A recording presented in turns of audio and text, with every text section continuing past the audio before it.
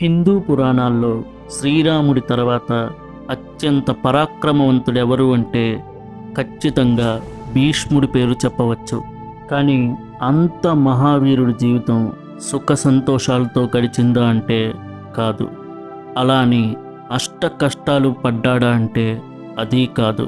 ఆయన చివరి రోజులు గమనిస్తే అంపశయ్యపై కొన్ని రోజులు ఉండి శరీరాన్ని వదిలిపెట్టాడు. చూసే వాళ్ళందరికీ ఆయన చాలా సుఖంగా చనిపోయినట్టుగా అనిపిస్తుంది. కౌరవులు పాండవులు ఆయన్ని చాలా గౌరవించినట్టుగా కనిపిస్తుంది. కానీ అంపశయ్యపై పడుకోవడం అంటే హంసతూలికా తల్పంపై పడుకోవటం కాదు. తెలియకుండా ఆ బాణాలు పొడుస్తూనే ఉంటాయి. ఆయన జీవితం కూడా అలాగే సాగింది. జీవితాంతం ఏదో ఒక మానసిక సంఘర్షణ చేత ఆయన పొడవబడుతూనే ఉండేవాడు. భీష్ముడి అసలు పేరు దేవవ్రతుడు.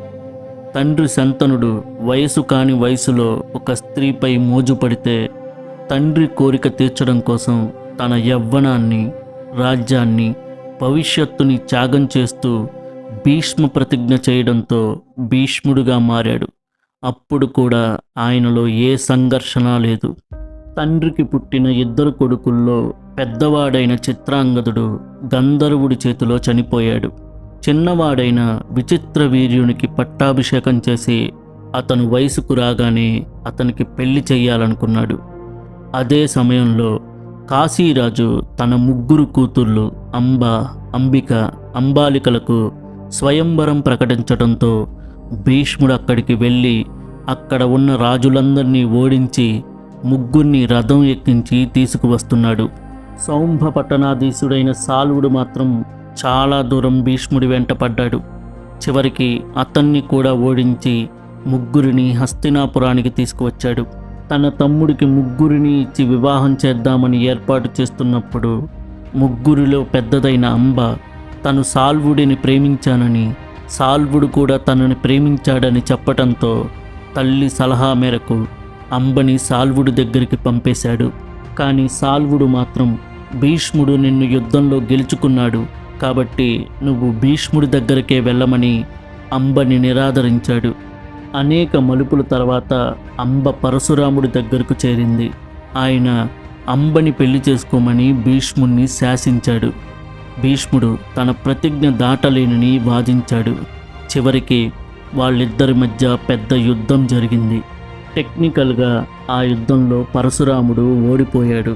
దాంతో అంబ అక్కడి నుండి వెళ్ళిపోయింది. అంబ విషయంలో భీష్ముడు తీవ్రమైన మానసిక సంఘర్షణకి లోనయ్యాడు. అప్పటి ధర్మం ప్రకారం భీష్ముడు చేసిన పని కరెక్టే అయినా అంబ జీవితం ఎటూ కాకుండా పోవటానికి కారణం తానేనని భీష్ముడు ఎప్పుడూ పశ్చాత్తాపడుతూ ఉండేవాడు. ఒక పక్క చేసిన ప్రతిజ్ఞ, మరో పక్క ఒక స్త్రీ జీవితం. ఈ రెండిటికి మధ్య భీష్ముడు నలిగిపోయాడు. ఆ తర్వాత అంబ గురించి ఎప్పటికప్పుడు తెలుసుకుంటూనే ఉండేవాడు. చివరికి భీష్ముడిని చంపే వరం శివుడి దగ్గర నుండి పొంది అంబ చనిపోయి మళ్ళీ ద్రుపదుడి ఇంట్లో శిఖండి పేరుతో అమ్మాయిగా పుట్టి అబ్బాయిగా మారిందని తెలుసుకొని చాలా ఆవేదనకు గురయ్యానని ఉద్యోగ పర్వంలో దుర్యోధనుడితో చెప్పుకొని భీష్ముడు బాధపడతాడు. ఈ మానసిక సంఘర్షణకి కురుక్షేత్ర యుద్ధంలోనే భీష్ముడు సమాధానం వెతుక్కున్నాడు. ఆయనే పాండవులకి రహస్యం చెప్పి మరీ శిఖండిని తన ఎదురుకు వచ్చేలా చేసుకున్నాడు. చివరికి శిఖండి కళ్ళ ముందే రథం నుండి పడిపోయాడు. జీవితం భయంతో గడపొచ్చు, బాధతో గడపొచ్చు, కానీ జీవితాంతం తప్పు చేశాననే ఒక రిగ్రెట్తో బతకటం అత్యంత బరువైన ప్రయాణం. అది ఎవ్వరూ ఎక్కువ కాలం మొయ్యలేరు. అంబ భీష్ముడి జీవితంలో ఒక డార్క్ ఫ్యాక్ట్. అదేవిధంగా కురు సభలో ద్రౌపది వస్త్రాపహరణం సమయంలో సభలో ఉన్న వారందరూ ఒక్కటిగా ఎదురొచ్చినా తన ముందు నిలబడలేరు. అయినా జరుగుతున్నది తప్పు అని భీష్ముడు ఆపలేదు. కారణం ధృతరాష్ట్రుడు ఎంతటి పక్షపాతో భీష్ముడు కూడా అంతే పక్షపాతి. కాకపోతే భీష్ముడికి కౌరవులు పాండవులు ఇద్దరి మీద పక్షపాతం ఉంది. ఇప్పుడు వాళ్ళిద్దరే కొట్టుకు చస్తుంటే ఎవరి వైపు ఉండాలో ఆయనకి అర్థం కాలేదు. పోనీ ఒకవైపు నిలబడితే రెండవ వర్గం వారు ఎదిరిస్తే తన చేతులతోనే వారిని నాశనం చేయాల్సి వస్తుంది. తన జీవితం మొత్తం త్యాగం చేసింది ఆ వంశం బాగుండాలని. ఇప్పుడు ఏ చిన్న తేడా జరిగి తానే ఆ వంశాన్ని నాశనం చేయాల్సి వస్తే? ఈ ప్రశ్న ద్రౌపది వస్త్రాపహరణం సమయంలోనే కాదు, కౌరవులు చేస్తున్న క్రూరమైన పనులు తెలిసిన ప్రతిసారి ఆయన మనసులోకి వస్తూనే ఉంది. కానీ మమకారం చేత కట్టబడి భీష్ముడు ఏమీ చెయ్యలేకపోయాడు. అదీకాక దుర్యోధనుడు మాట్లాడుతున్న ధర్మ సూక్ష్మాలు భీష్ముడితో సహా అక్కడున్న వాళ్ళందరినీ కన్ఫ్యూజ్ చేస్తున్నాయి. ధర్మాన్ని దుర్యోధనుడు నిజాయితీగా మాట్లాడటం లేదు, తనకు అనుకూలంగా మార్చుకుని మాట్లాడుతున్నాడు. ఇది అర్థం అవ్వాలంటే ఒక ఎగ్జాంపుల్ చెప్పాలి. ఆత్మరక్షణలో భాగంగా ఎవరినైనా చంపితే అది నేరం కాదు. కానీ మనం ఎవరిని చంపాలో ముందే డిసైడ్ అయ్యి వాళ్ళని రెచ్చగొట్టి మన మీదకొచ్చేలా చేసుకొని చంపేస్తే పైకి ఆత్మరక్షణలాగే కనిపిస్తుంది. ఇదే దుర్యోధనుడు చేసింది.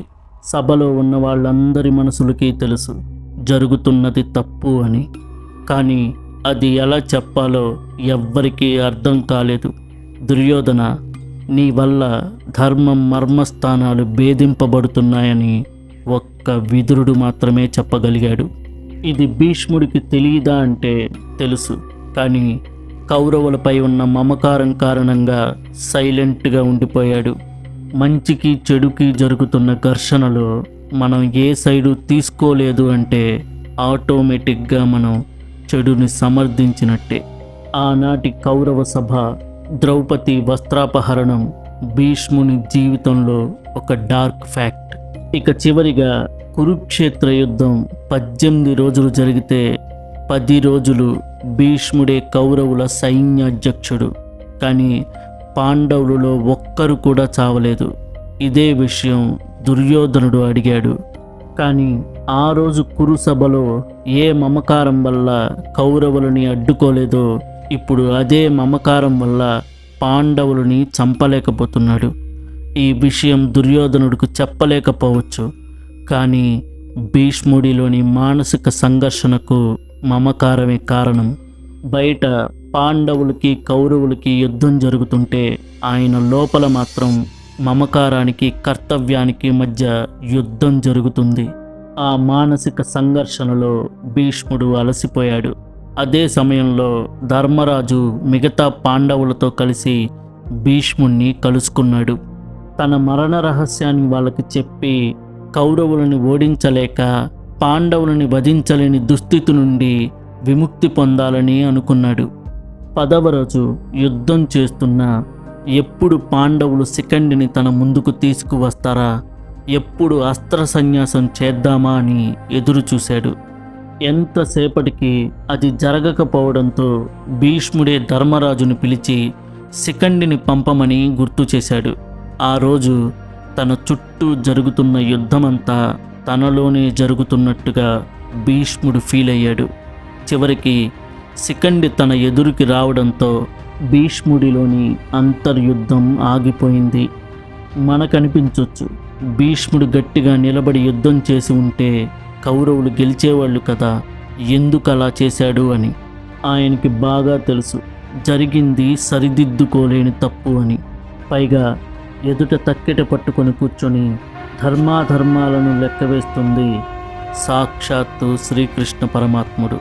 తాను నిలబడి యుద్ధం చేసిన భీష్ముడొక్కడే బతుకుతాడేమో కానీ కౌరవులంతా చచ్చిపోవటం ఖాయం. తాను కాపాడాల్సిన కౌరవులంతా చనిపోయి భీష్ముడొక్కడే మిగిలితే అది చావు కన్నా పెద్ద శిక్ష. అందుకే మహాభినిష్క్రమణం జరిగింది.